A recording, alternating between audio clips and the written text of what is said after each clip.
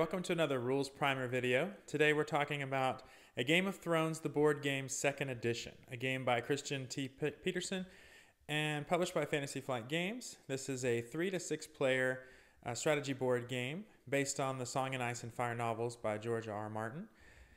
Here I have the game set up for a 3-player game. In the game, each player takes on one of the great houses of the fantasy continent of Westeros. In this case, you'll see House Baratheon, the yellow, gold. The House Stark, up there in the frozen north. And down here, House Lannister. There's also 3 more houses. There's rules if you are playing with less than 6 players, which houses are available. And there's also, because this was a 3-player game, you can see that there are some of these neutral forces tokens on the board, and that gets added for a 3-player game. But most of the rules are the same, no matter the number of players. So the idea of this video is that I'm going to give you a short introduction to the rules, kind of get you started so that you can sit down, start playing the game without having to do a whole lot of rules instruction. I'm going to go over the components of the game, then I'm going to go over the victory conditions, the turn sequence, the different order tokens, and then I'm going to come back and go over some of the Westeros cards and some of the Wildling attack cards and some of the littler rules like that. So let's get started and look at the components.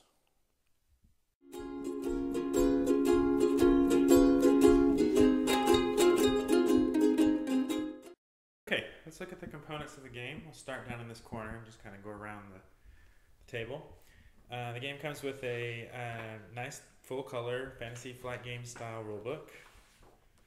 Also comes with 2 nice player aid quick reference sheets. The first one lists the round sequence, the combat sequence, special order tokens, and then a game board icon summary and a card icon summary. And then on the back, there is a Westeros card reference, which is very helpful. And then the other sheet is the same thing. Comes with 6 of these player screens, which each have a different picture on them depicting the different things for the house. This was really nice. I'll go over what each player has later. These are the Westeros cards. Each round after the first, you're going to turn over 1 card from each deck, and you're going to resolve that card. And those will do various things. They'll might call for a rebidding on some of the influence tracks. It might call for supply, it might call for mustering, or it might just do shake up various things. So we'll look at those in more detail at the end of the video. Here's the board. You can see it's a very nice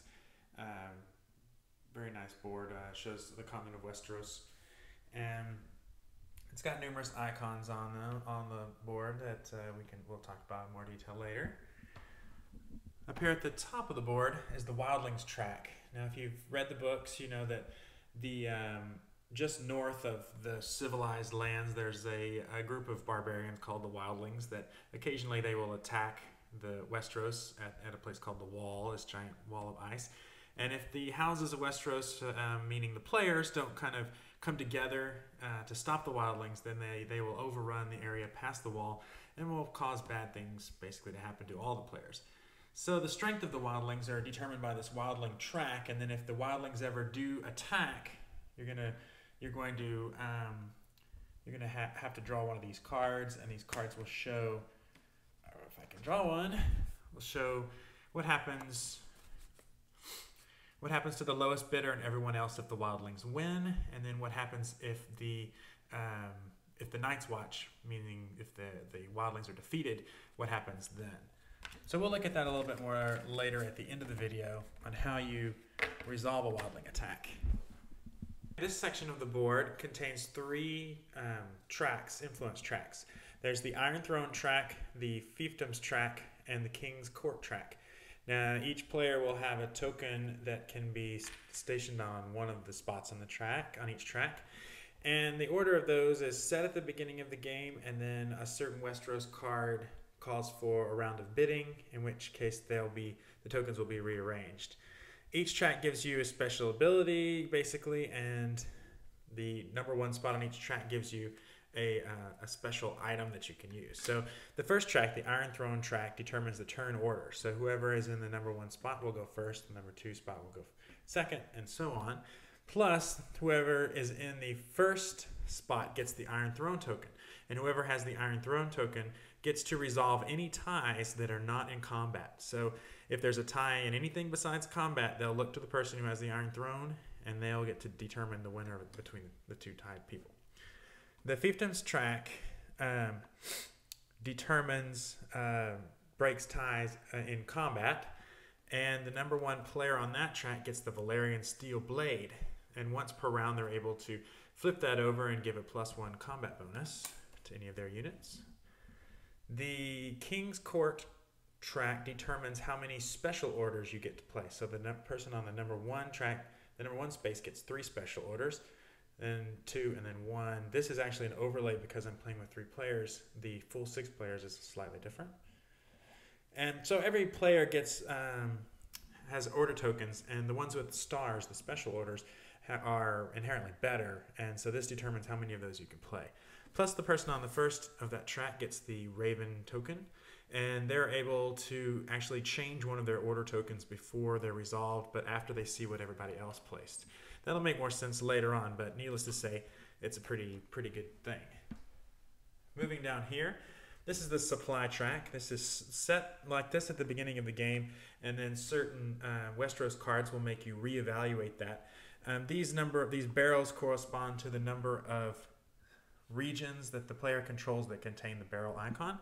And then these flags denote the number of armies and the number of units in each army. So an army is defined as any number of units greater than 1 in a single space. So this, for example, in this one, Baratheon and Lannister can both have 3 armies, one of which can have 3 units and the other 2 can have a maximum of 2 units. Whereas Stark, because he does not have many goods available to him, can only have 2 armies, one of which can have 3 units and the other one can only have 2. Down here is a round track, basically, and a victory track. As we'll see a little bit later, these corresponds to how many strongholds or castles they control on the board. There's Stark and his stuff. And here are the 3 tokens we talked about earlier. This is the power pool. It contains the power tokens of all the players. And when players need to draw new power tokens, they'll be taking them out of this pile. Power tokens are used for 2 things. The first thing is these are what you actually bid with when you're determining your status on these tracks.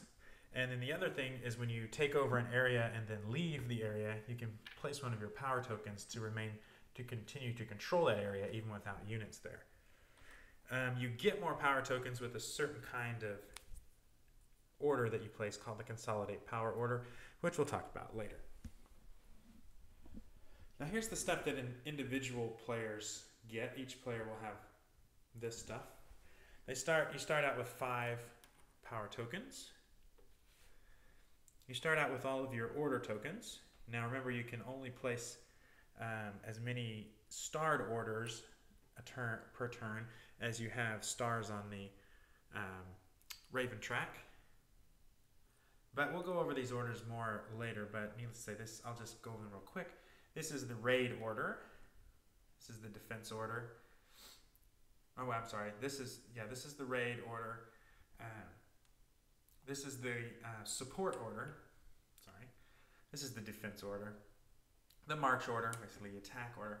And then this is the consolidate power, which allows you to get those power tokens. I mentioned the screens earlier. On the other side of the screen is a nice summary of the different order tokens and what they do, and then a little thing about how to set up the game for that player. And then each player has a selection of units. These are footman units. They look like a little guy. It's his head. These are knights. They look like a horse or a knight from chess. These are boats. They look like bullets, ships, I guess. And finally, siege engines, which help in raids against castles, but that's pretty much it. And then each player gets their own little deck of cards. character cards. Each of these cards denotes one of the characters from the novels for that a character from that house. Sorry, and each player will play one of these in each combat, and it will have various effects on the combat, and a lot of them have special text that will do special things when those cards are played. We'll look at that in more detail in combat. Okay, so those are the components. Next, let's go over the victory conditions, and then we'll get into the turn order.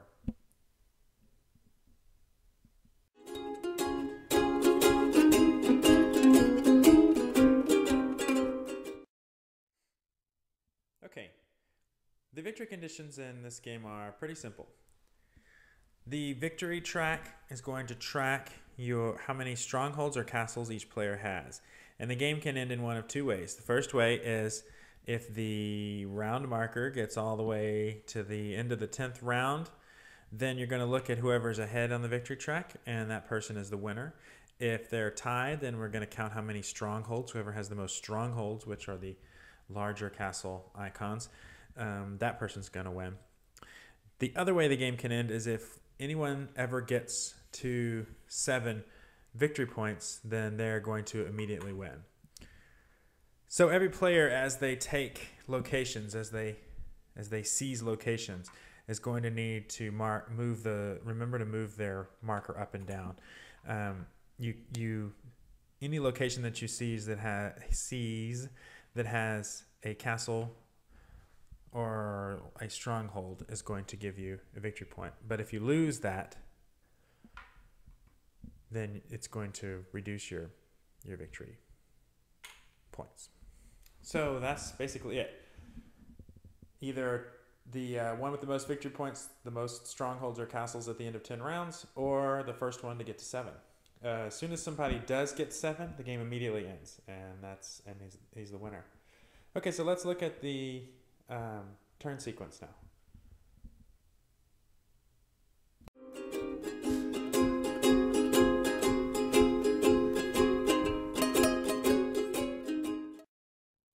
Okay, there are 3 major phases in the turn sequence.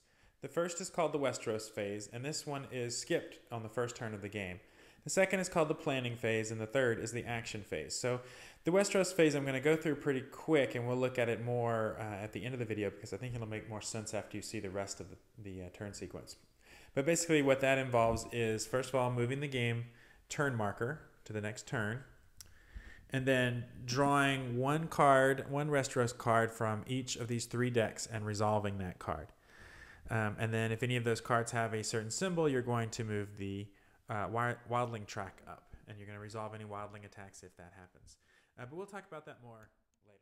Okay, the second step is called the planning phase, and in this phase of the game, everyone is going to place 1 order token on each area in which they have units. So you're going to place them face down. So Lannister would put 1 there, put 1 there, put 1 there,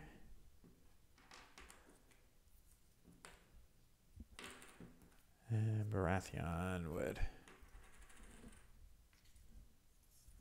put 1 here, put 1 there. Okay. Now everyone is placing their order tokens simultaneously, and when everyone is finished, you're going to, again, simultaneously flip over all the orders on the board. And then the player that has the Messenger Raven token is going to have the opportunity to choose to do one of the following. They can either swap out their order token, one of their order tokens, for a different order token, or they can look at the top card of the Wildling deck and either put it back on the top of the deck or put it at the bottom of the deck. So this gives them the opportunity to either change what they were going to do based on what they see the other players doing, or it gives them a little bit of added information about the Wildlings if the Wildlings happen to attack. So they can either choose to do one of those things, or they can do neither of those things. And once that's completed, then that's pretty much the end of the planning phase. Next, we go into the action phase. And in this phase, you resolve each of the order tokens in a specific order. So first thing is to resolve any raid tokens. Now raid tokens look like that, and they represent pillaging in the neighboring lands to kind of disrupt the plans of the other houses. And so for each raid token, you're going to be able to remove an adjacent order token as long as that order token is a consolidate order, consolidate power, or a support, or a raid token. So in the action phase, we're going to resolve things in turn order, which is based on the Iron Throne track. So, if the person with the first place in the Iron Throne gets to resolve one of their orders, one of their raid orders, and then the next person gets to resolve one of their raid orders, and so on, until they're out of raid orders, and then we move on to the next, which is the march orders. So in this example, I would use this raid order to remove this consolidate power token from the board. And then once all the raid tokens are gone, then we remove from the board, then we move on to the march orders. Now before I move on to march orders, I wanted to talk just for a second about the special raid order. Now again, the special orders are marked by the yellow star, and you can only play as many of those as you have stars on your section, on your spot of the King's Court track. Now most raid orders will let you remove tokens that are a raid token, a support token, or a gather consolidate power token. But the special raid token will also let you remove the enemy's defensive orders. So that can make a big difference in battle. Okay, let's look at the march order. This is the way in which you initiate combat. So let's look at this hypothetical situation here. Baratheon controls Riverrun and has placed a special defensive order there. Stark controls Harrenhal and has placed a support order there. And Lannister from Stony Steppe has placed a March +0 order there. And we have resolved all the raids, and now we're resolving march orders. Now a march order lets you move any or all of the units in the area up to one space, up to one adjacent space. Now land units cannot enter sea spaces, and boats can only enter ports or other sea spaces. They cannot enter land spaces. Now what boats do though is they connect. They basically serve as a bridge between land areas. So Baratheon in this example could give a march order to this unit in Dragonstone, and he could use these boats to cross over into Kingswood because there's a boat in Shipbreaker Bay, which is the sea space between those two. That's what sea transport, basically how sea transport works. Okay, back to the march. So I could move one of these here, one of these here, one of these here, whatever. The only restriction is that moving units into a region that contains enemy units is going to initiate combat, and I can only initiate combat one time per march order. So I couldn't march one guy into here and one guy into here and initiate two combats. That would be against the rules. So let's say in this example, I'm going to march everybody into Riverrun and start a combat there. Now, I don't want to lose Stony Steppe because it contains a power token, and I don't want anybody to. I don't want to lose that as part of my empire, so I can place a power token in there just to designate that I still control that. Now, if someone like Stark were able to march in there, then they would just take the power token off and they'd still capture it. They wouldn't have to fight a battle or anything, but the power token would still let me include that as part of my empire, part of my house. That's especially important in things like this that have barrels or places that have castles, because I still want to maintain control of those. Okay, so let's look at combat here now. I've started a combat with this one unit in Riverrun. The combat sequence, the first part of the combat sequence follows a 6-step resolution, and the first step is to call for support. So I look around here.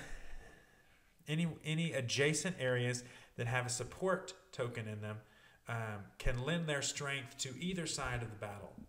So as the Lannister player, I would immediately start sweet-talking Stark, because if he chose to lend his support to me, that would allow his combat strength of this knight, which is 1, to be placed on my side. Whereas if he chose to lend his support to Baratheon, then that would increase their defensive combat value and make it harder for me to take over and win this battle. So Stark can choose to do either one of those or neither. He could withhold support from both players if he so choose. Okay, next we're going to calculate our initial combat strength. So footmen are worth 1 combat point, basically, and knights are worth 2. So let's say Stark chose not to give support to either side in this battle. So my initial combat strength is 1, 2, 3, 4, whereas whereas Baratheon's combat strength is 1 for his footmen plus 2 for his defense value, so 3. So I have an initial combat strength of 4. He has initial combat strength of 3. Now we're going to play house cards. Each player has a hand of house cards, 7 house cards, and we're going to, as these get played in combat, we're going to leave them face up on the table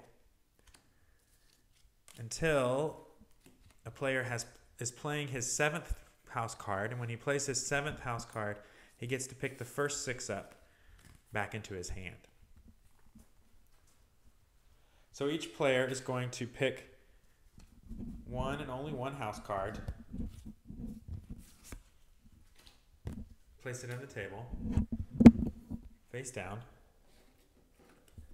Let's see, what would he play? I don't know. And then when both players are ready, you're going to flip the cards up. Now the number on the card, at the top left of the card, is going to add to the combat strength. So for this, in this example, Lannister's combat strength would be 7. In this example, Baratheon's combat strength would be 3 plus 2 of 5. So Lannister would win the combat, and then you look at these icons. Each sword icon is going to cause a casualty to the opponent. Each castle wall is going to block one of the shields. So in this case, Lannister would do 2 units of damage to them, and Baratheon would do 1 to Lannister. So Lannister's going to lose 1. Baratheon will lose their only 1. That order goes away. This order goes away.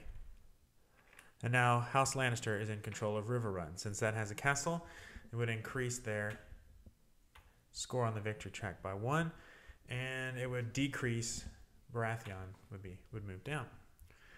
So that's basically how combat works. You'll have to keep in mind that a lot of these cards have text on them that do various things and change the way combat works. So be sure to read the combat cards carefully before you play them. One thing I forgot to mention is that the player with the Valyrian Steel Blade can also flip that over to give them a +1 bonus once per turn in anything in combat. And also any ties in combat are determined by the house with the #1 position on the fiefdom track. And then I think that's all for the march order. The next order that we need to look at is the consolidate power token. So let's say Baratheon played a consolidate power token here. What that's going to do is that's going to let him draw 1 power token from the power pool plus 1 power token for any crown icon in that space. So he's going to get 2 power tokens, which he can put behind his screen, and he can use those in later turns to bid on the tracks or to place in locations that he leaves with a march order. So I think I went over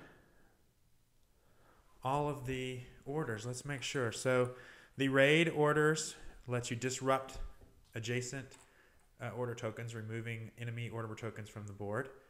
The march orders let you initiate combat. The support orders let you add your combat strength of an area to other battles. Now one thing that I might not have made clear is that those battles can be your own battles. So if Baratheon had another troop, if this had been Stark, instead of Stark, if that had been Baratheon, then he could have supported his own troops. And a unit that has, an area that has a support token on it can grant that support to multiple battles, even in the same turn. So the support order is very important, not just for diplomacy, but also just for battles too, for your own battles.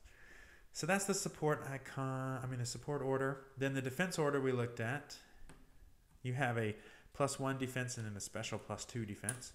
And then the consolidate power tokens.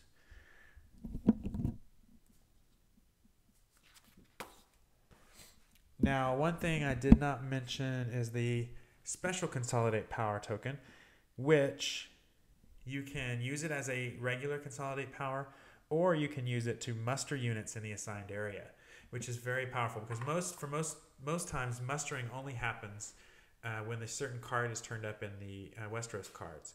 So to be able to muster into an area is pretty good, and you'll see how mustering works when we talk about that card. So I think we've talked about all of the orders. We've talked about combat. Now let's go ahead and go look at the Westeros cards.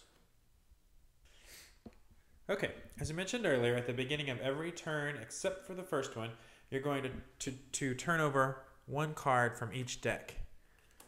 The 1 deck, the 2 deck, and the 3 deck. And then the first thing, but before you resolve them, you're going to count the number of wildling icons. Now, I'm not positive you can see that, but there's a little wildling icon on some of these cards. And in this case, there's an icon on each of these, the 3. And then you're going to move the wildling strength up that many. So 1, 2, 3.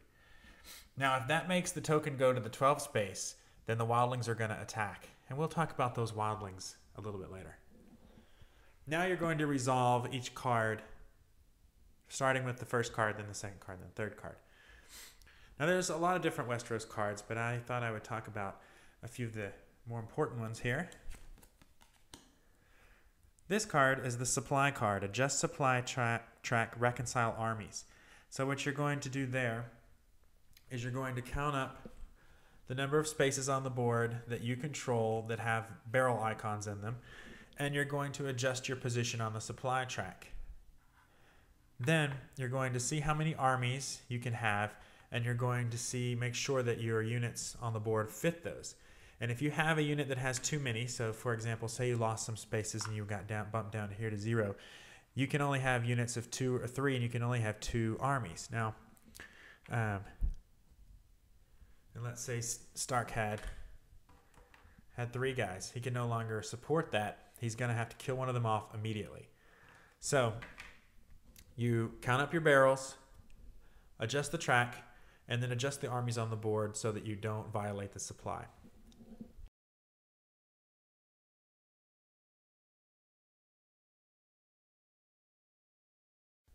Okay, the next card is mustering. It says recruit new units in strongholds and castles. So each castle that you control, remember a castle looks like this with 2 towers, whereas a stronghold looks like this with 4 towers. So each castle you control is going to give you 1 mustering point. Each stronghold you control is going to give you 2 mustering points. And those mustering points must be spent in that area. So let's say that Baratheon controlled Crack Claw Point. He gets 1 mustering point there. Now he can look at his units, and a footman costs 1 mustering point. A knight costs 2 mustering points. A ship costs 1 mustering point, but can only be mustered in sea areas or in ports. And a siege engine cost 2 mustering points. And siege engines, we haven't talked about them before. They give you I think it's +4 if you're attacking a unit with a castle an area with a castle or stronghold. Other than that, they give you nothing. So they're very powerful for offensive sieges, but that's about it. So for each of your areas with a castle or a stronghold, you're going to spend those mustering points. So in this example, like he could bring on another footman in this area. The next card is the Clash of Kings. Bid on the 3 influence tracks. So when this comes up, each player is going to publicly announce how many power tokens they have. And then they're going to take those power tokens behind their screen, and starting with the Iron Throne track, we're going to bid for each track. Now it's important to remember that the player with the Iron Throne token still decides any ties, but as soon as these positions change, as soon as this bid is over with, basically the Iron Throne bid, then a new player might have the Iron Throne token. So then they would get to break ties on the 2nd and 3rd tracks. So everyone's going to take a number. So we're saying we're bidding for the Iron Throne. They're going to take a number, secretly take a number of power tokens in their hands. They're going to say, we're ready. And then when everybody's ready, they turn them over. And whoever has the most is going to get the highest position. Whoever has the next is going to get the 2nd position, and whoever has the last one is going to get the last position. And even if you won or lost, whatever your position, all those power tokens go back into the power pool. So you're going to do that for the Iron Throne, and then whoever's in the first spot's going to get the Iron Throne token. Then you're going to do that for the fiefdoms, and at the end they're going to get the sword, and then you're going to do it for the King's Court, and the number 1 person is going to get the Raven. So once you've bid for all 3 of those, the Clash of Kings is resolved. The last card I wanted to look at is the Wildlings Attack. So I mentioned earlier that the Wildlings attack as soon as their strength gets to 12, but then they can also attack when this card comes up, no matter what their strength is. So let's look at what happens during a Wildling attack. Okay, so we've seen how the Wildling strength can be adjusted based on these icons on the cards. So when the Wildling attack happens, the first thing you're going to do is to note their strength. So in this example, their strength is 8. Now each player is going to take their power tokens behind their screen, their available power tokens behind their screen, and they're going to take a number of those tokens into a closed fist, just like you were bidding on the tracks. And when everyone is ready, you're going to reveal them. You're going to add everybody's power tokens up, and that's going to give you the strength of the Night's Watch. And then these power tokens are discarded back to the power pool. If the strength of the Night's Watch equals or exceeds the strength of the Wildlings, then the attack has been repelled, and Westeros is safe. In that case, you're going to immediately adjust the Wildling strength down to 0. And you're going to discard all the power tokens, as I said. And then you're going to draw a card, and you're going to look on the card, and it says it has a space for Wildling victory and a Night's Watch victory. In this example, it says if the Night's Watch had been victorious, it says the highest bidder, all power tokens he bid on this attack are immediately returned to his available power. So you can see this. Most of these are going to give a bonus to whoever bid the most. Now let's say the Wildlings were not defeated. The total bid of all the players did not equal or exceed the Wildling strength. Then you're not going to adjust the Wildling tracks. It's going to stay there. Oh, no, I'm sorry. You're not going to move it to 0, but you are going to move it down 2 spaces because they did lose some people in the attack. And then you're going to draw a Wildling attack card. But this time you're going to look at the top part, the Wildling victory. And this is going to mostly have something bad that happens to the lowest bidder, and then something bad or maybe nothing happens to everyone else. So in this case, it says the lowest bidder chooses one of the following: destroys 2 of his units anywhere, or is reduced 2 positions on his highest influence track, and everyone else, nothing happens. Now these cards can do lots of different things. Let's see that first one that I drew. If the wildlings had won, the lowest bidder discards all available power tokens. Everyone else discards 2 available power tokens, or as many as they are able. So it's usually in the player's best interest to work together to repel the wildlings. And it's especially in your best interest not to be the lowest bidder when the wildlings win. So I think that's about it. We've talked about how to win the game, the different orders, the Westeros cards, the wildling attack. That's a Game of Thrones. There's a lot more to it. This isn't supposed to supplant the rule book. You definitely need to read through the rule book. But hope you've enjoyed the game, and I hope this has been helpful, and happy gaming.